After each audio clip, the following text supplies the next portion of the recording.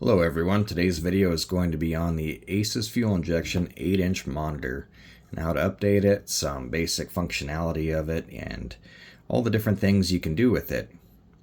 It is compatible with every Aces fuel injection system. I currently have hooked up to a Killshot Fusion and I'm just using a power supply in the house to run it all for the sake of this video.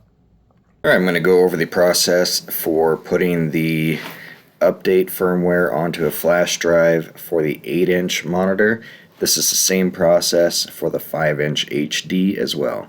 So we're going to go to the Aces website, go to support, and then downloads.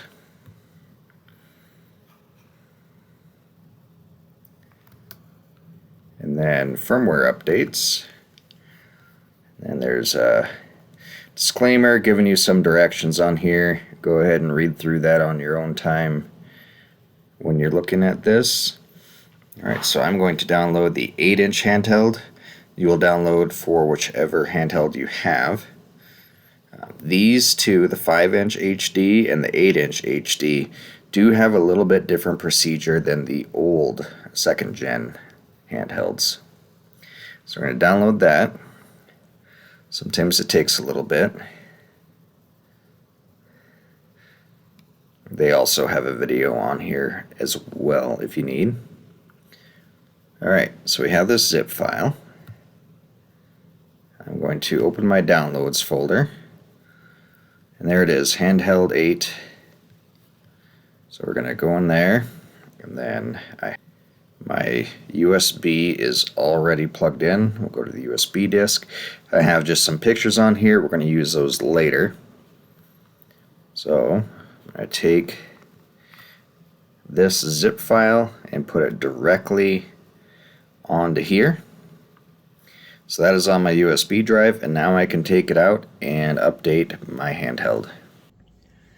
I have already downloaded to my USB drive the update firmware, and I'm just going to run through that first to see how to do that. And also for the USB, I recommend these. Let me see if I can get this to show up on here. It is a PNY 64 gig. Alright, so I am going to insert my flash drive that I've already downloaded my firmware onto. Then we'll give that a second. USB disk mount, that's how it lets you know that it connected. So I'll go in the top right here into the little 4 squares. Now I'm going to go into settings, and I'm going to go to handheld upgrade, and you can also, while we're in here, you can dim that. You can turn your sound on and off. I had it off, so now whenever you press something it makes a sound. So we'll leave that on for now. Alright, so it gives directions on what you need to do here. Plug in the USB. You already need the zip file on it, which I covered just a second ago. Alright, so we're going to hit OK. Now you have to select this so it's highlighted. So make sure you do that and make sure you have the correct one. And hit OK. Okay, there we go. It takes a little bit to unzip the file onto the handheld. That's why there's a bit of a delay before it comes to this screen. Alright, now it's going to boot up on its own. And it'll ask you if you want to run the wizard. I do not. Alright, so now it brings us back to the main screen. So to change screens, you will swipe.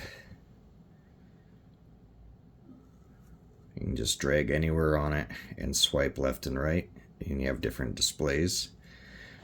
Currently this blue themed one, you can't change the colors on. Maybe in the future you'll be able to, I do not know. So we're going to hit these little Aces cards in the top right corner here. Alright, so we have our different themes here, and you can,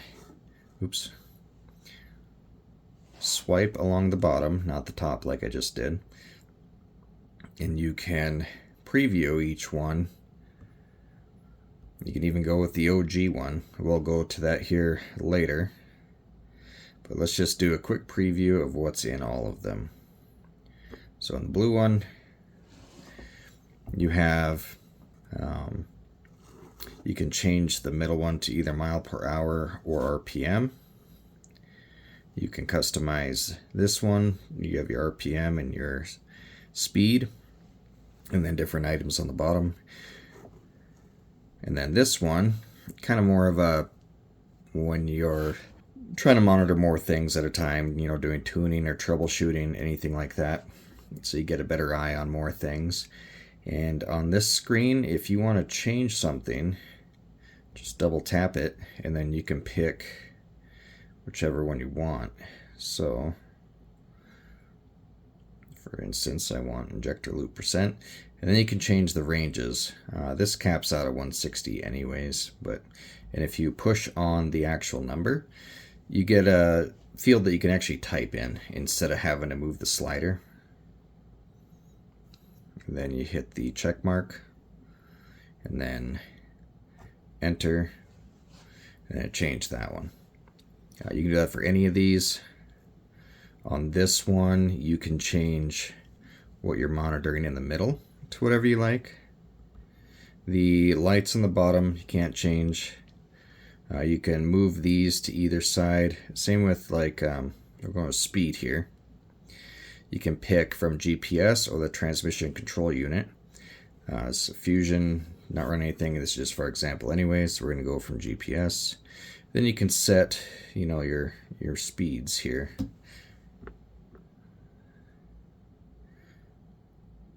And that changes the how it sweeps around the outside of it on this particular one. All right, and same goes for this screen. If you double click on one, you can select whatever you would like to monitor. All right, and then save at the top. So we're going to switch to the next one.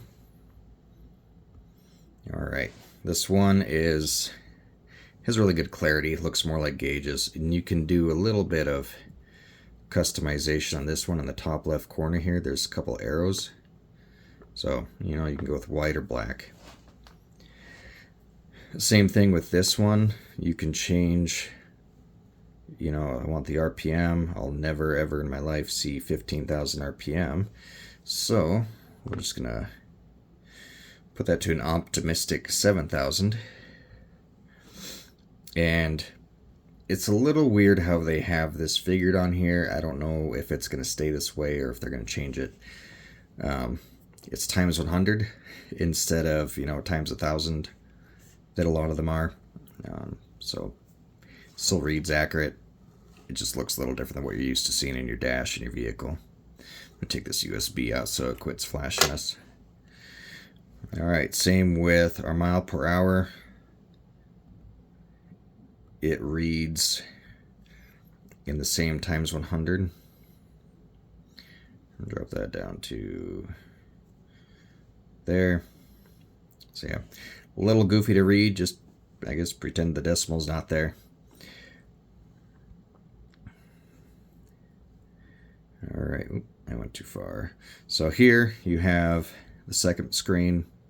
Same thing, I can change this to whatever I want. Same with this. You got your fuel level.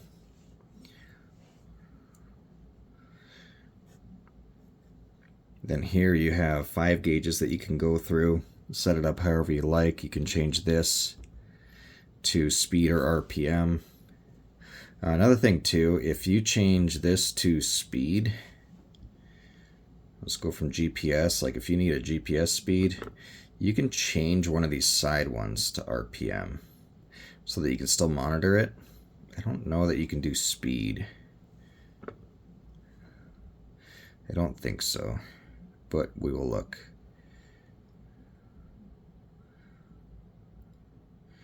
Nope, that's negative. All right. But yeah, you can change your center 1 mile an hour and still monitor your RPMs in the corner. That goes for any of these. And same screen as like you see on the blue one. The arrows don't change really anything except for the gauge faces, or the rings rather. So I bumped that on accident. If you push the top here, where it shows Killshot Fusion, it'll let you select a different system if you like. So that is how you do that. The other way you can do that is going into the 4 squares, settings, and then system select. That just provides a shortcut being on the top there. Okay. So let's go to the next one. This one is a little more fun. So, oh, I already put this on here. I didn't realize that. So we're just going to change it to, I think this is the one that it comes with. I don't remember. And then it comes white. So just so you know, if you do a firmware update, it does save these settings because I had already gone through and changed all this stuff. Alright, so that's, I don't remember which background comes on at default, but in a nutshell, that's kind of what it looks like. You have some presets that you can pick from. They're pretty neat. Like this one. This Challenger is nice. Then let's say you have one you want to add yourself, custom, like I had the CUDA on there. You will enter, or put your USB back in. And then hit there.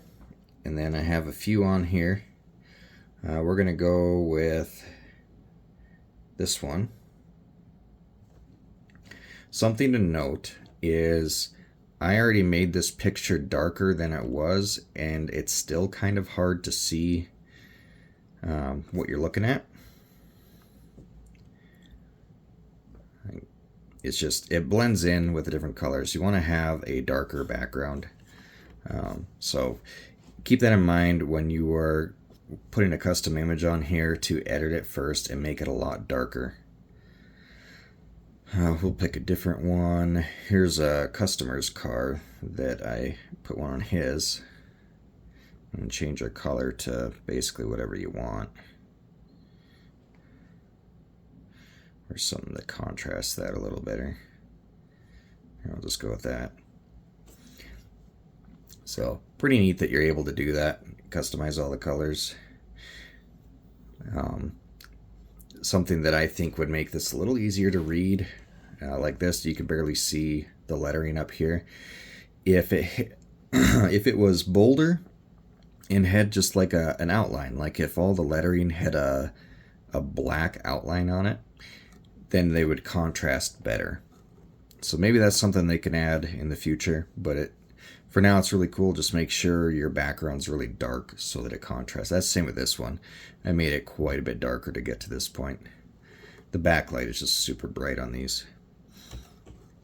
So, same thing on this one. It's just you can customize the background on it. So let's go back to the OG here. Go back to here. So you'll notice there's something flashing in the bottom here. This is your alerts. So I can go to settings here. I have it set there. That is the range that I set it at, and it's above that, so it is yellow and flashing at me. So if you go into this top right corner, has the kind of 2 arrows, you can pick whatever you want to monitor and also the items you want to alarm. So like a map,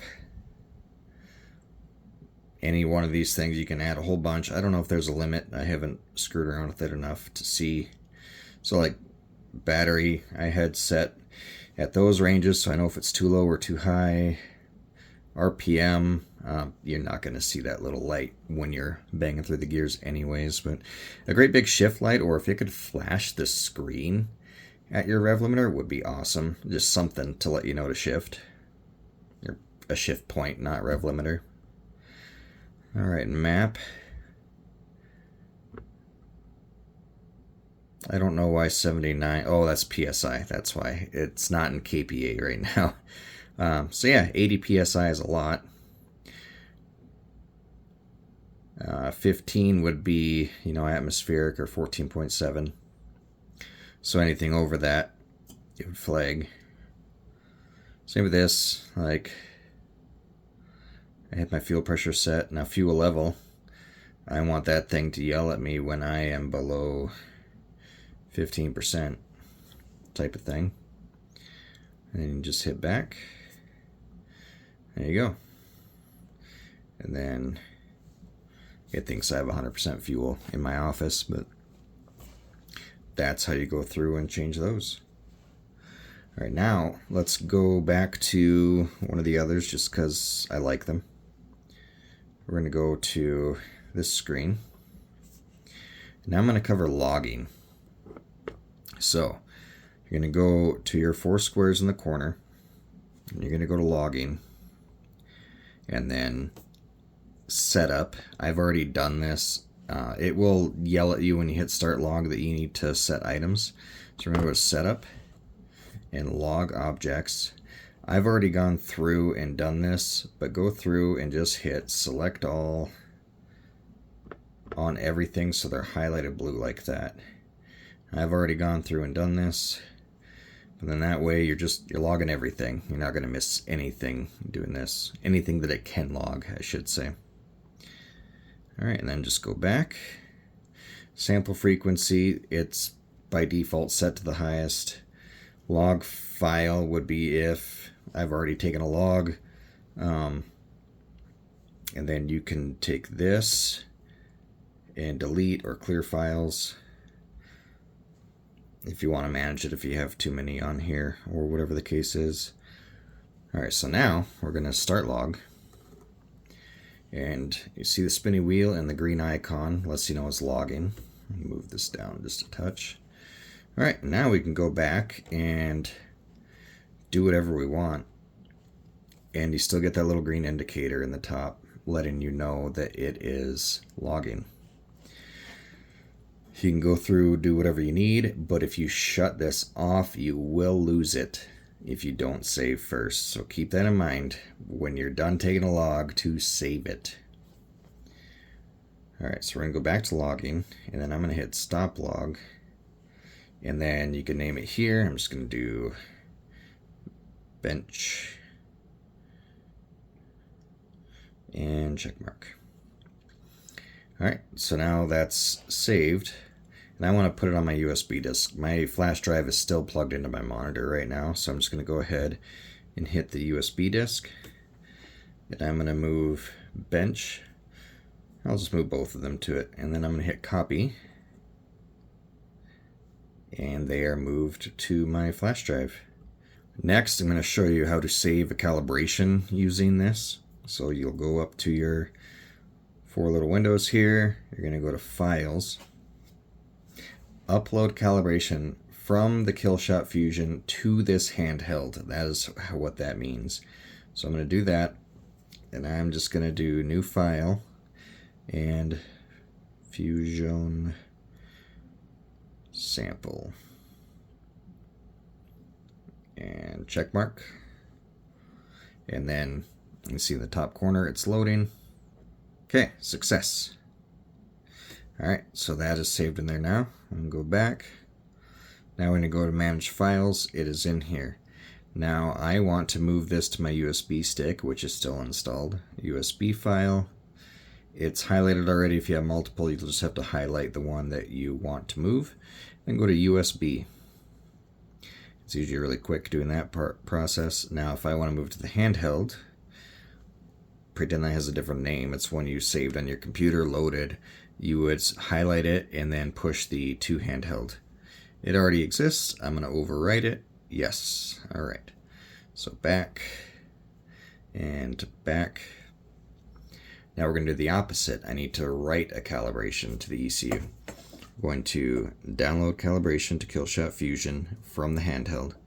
I'm going to pick that calibration, and now I'm going to download. Pretty self-explanatory. Just hit yes.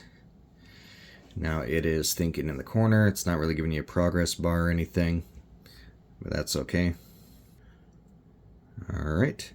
Key it off for 10 seconds to make the configuration effective. I honestly do like 30 seconds, especially after a firmware update. All right. So We loaded the calibration in, should be happy day, be able to fire right up. Now with these 5-inch and 8-inch HD handhelds, you can leave the USB in it when you start it up. The 7-inch and the 2nd gen 5-inch, you cannot start it up with the flash drive in it unless you intend on updating the handheld. Those older ones will by default try to update your handheld every time. These ones do not. Alright, so now we're going to go to update the firmware in the ECU. So we're going to go to settings and we're going to do ECU upgrade. This is a Killshot Fusion. Make sure you put in the correct one for what you have. Pay special attention to this with a jackpot and the Killshot. The jackpot, if you have transmission control, you will pick drive-by-wire, regardless of if you're using drive-by-wire or drive-by-cable. Alright, so we're going to hit all to update the ECU. Recommend save all current calibration, say OK, and then I'm going to make a new file. It's just, I'm just going to give this guy a number because I've already got it saved. You can name it whatever you like.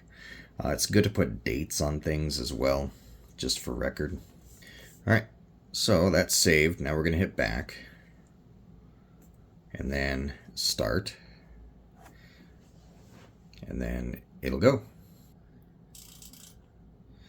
Alright, and just heard the injectors go off in the Fusion. Alright, now the firmware is updated. I'm going to power it down. Alright, now when you do a firmware update, it erases everything and puts in a base calibration that isn't specific to anything. So what you're going to need to do is either load in your calibration that you saved or rerun a wizard. So we're going to go to wizard, and we're going to go to start wizard, imperial units. I want air fuel ratio, not lambda in this scenario. A distributor type 4x, 6x, and 8x. That is how many cylinders your engine is, what distributor you're running. Alright, and I'm going to pick the stock cam profile, which I do on absolutely everything, unless I'm just testing to see how the other ones do. And then single O2 sensor, that's all this has. And then pick your poison for ignition. Magnetic is the default setting, and that's what, if you're using a blackjack distributor in the VR cable, that is what you would pick. If you're using the Hall effect or the Gambler, you would be using CD ignition box. If you're using an HEI, you'll use coil negative. So we're going to go to magnetic. By default for injectors, they're 100-pounders. And my engine is specifically a 389 after it's been bored out. 383 big block. Set that. 850 idle is perfectly fine for mine. It gives you just kind of a preview of what you're going through, and hit save. Yes, I want to save. Key off for 10 seconds. So there's how to update your firmware and rerun the wizard. That'll give you a fresh start. Alright, so in your other menus you have, your monitors where you can, kind of see everything you want. And go through and look at everything as it's going. Tuning, this is very basic stuff. Remember that you can scroll up and down on this if you're not seeing everything. So like your rev limiter, you can go, let's do 5300 just for example, save that. And then if you swipe over, you get to the advanced, and then we can just flat disable it if we want. Alright, and back. And then the search, I have not used this yet. Let's just enter TPS and see what happens. So that's actually really neat. I did not know about this until this very moment. So I want to do acceleration correction versus TPS. This is a super common one to have to change. So you can tab between them or just push on them. You can use, the buttons. It would be nice if I could like touch on here and then type in what I want, but on this bigger screen it's really not too bad to actually slide it. That's not terrible. It's actually pretty good compared to the second gen stuff. So, and then anytime you make a change, make sure you hit save if you want to keep it. Same goes the other way. If you go in here and you don't know what it was at, you just hit the back button and then it's back to where it was. So yeah, another thing that I want to show you on here is in Spark. So you have your static timing here, and then when you go to the advanced, you have a lock ignition timing. The only time you're using this is when you are setting your static timing, and this is after you've stabbed in your distributor per the instructions 15 degrees before top dead center. You have it as close as you can eyeball it. Well, then you fire it up and you use a timing light to make sure it's actually accurate. That is what you use this for. You lock it so that you can target that 15 degrees of advance with your light, and then the ECU knows where you're at on the timing table and physical relationship. And then when you're done, you tighten down your distributor, hit unlock, and now you're back into timing control. I do recommend, if you are using timing control, to use the 2D tables. And if you don't know how to use the 2D tables, have someone help you with the tuning on it, whether you get a remote tune, take it to a shop, whatever you have to do. The simple tuning, you can adjust the basics, what your idle timing is, cruise, wide open throttle. The thing is, your idle timing is what's used when your TPS threshold is in a closed state. The moment it goes into open state, it jumps all the way straight to this cruise timing. There is no transition. So you'll be at, for example, in this case, you have 15 degrees, then all of a sudden you're at 37 the moment you go to take off. And then you have to hit the wide open thresholds, which wherever they happen to be set at. Let's just say you're going full beans, then it'll go down to 32. The second you let off a little bit, you're back at 37. And then when you let off completely, it goes into the follow timing on here, which it doesn't have. It's just not something that's adjustable on here. I guess you need to use the 2D tables to do any of that. All right, well, that's the basics of going over the 8-inch handheld monitor. All right, thank you everyone for watching.